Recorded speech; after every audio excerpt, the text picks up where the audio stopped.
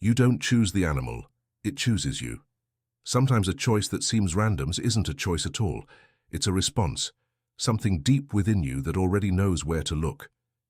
Before you are not just cute animals, they are mirrors, symbols, ancient reflections of wisdom hidden in the ordinary. Each one carries an archetype, a living force already dwelling within you, whether you're aware of it or not. Carl Jung called such images living symbols of the unconscious. They appear in dreams, in imagination, in art, always with one purpose: to reflect the forgotten, neglected, or misunderstood parts of your soul. So, for a moment, silence your mind. Don't analyze, just feel. Don't ask which animal you like most. Ask instead, which animal chooses you? Which one appears first in your imagination? Which one looks at you as if it already knows the truth you've been hiding? This isn't a quiz. It's an invitation to meet yourself honestly and intuitively.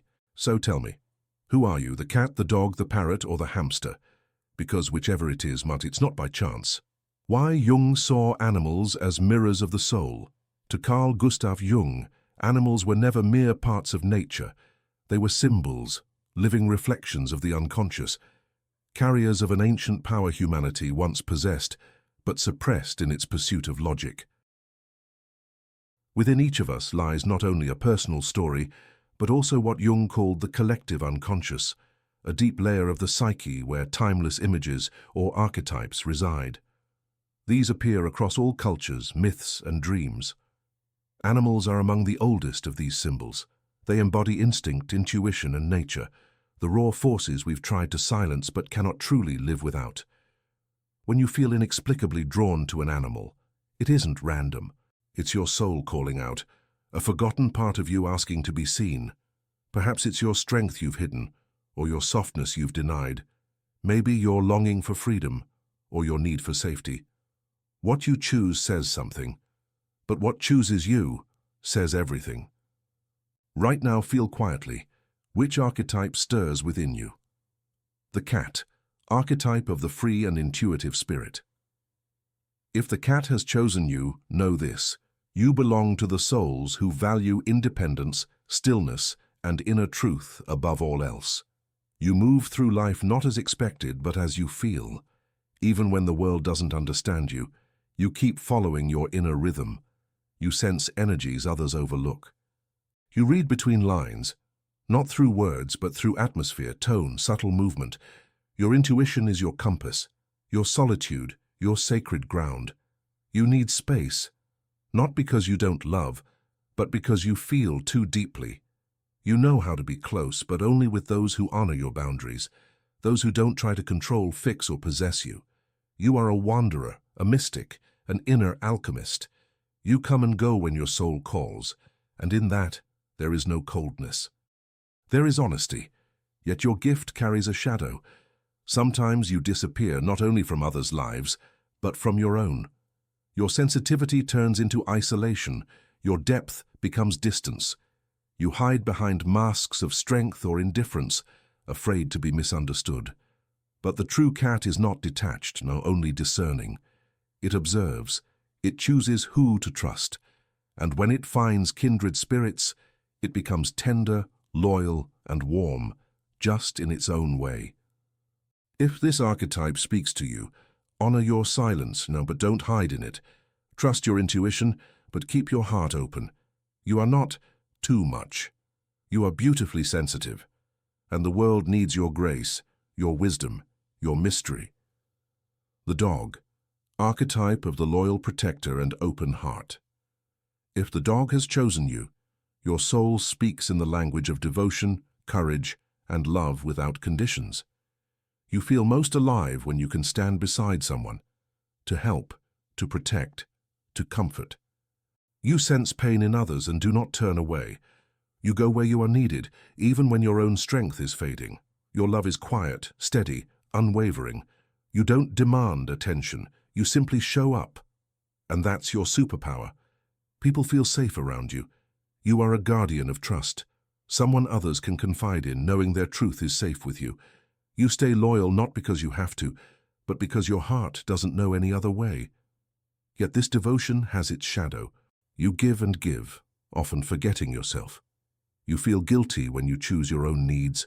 You stay too long, in friendships, in love, in duties, afraid to let anyone down. But loyalty to yourself is also love.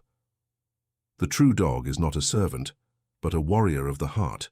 Its strength lies in gentleness, its courage in vulnerability. If you feel this archetype, remember, you too deserve care. Your heart is vast, but it also needs shelter. You're not weak when you cry. You're not selfish when you rest.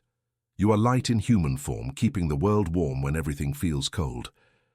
The parrot, archetype of the inspired and creative communicator. If the parrot has chosen you, your soul is painted in color, sound, and expression.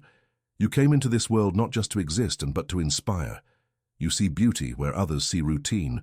Your imagination is vivid, your voice magnetic. You bring energy and connection wherever you go. You are a bridge between hearts, the one who gives words to what others can't express.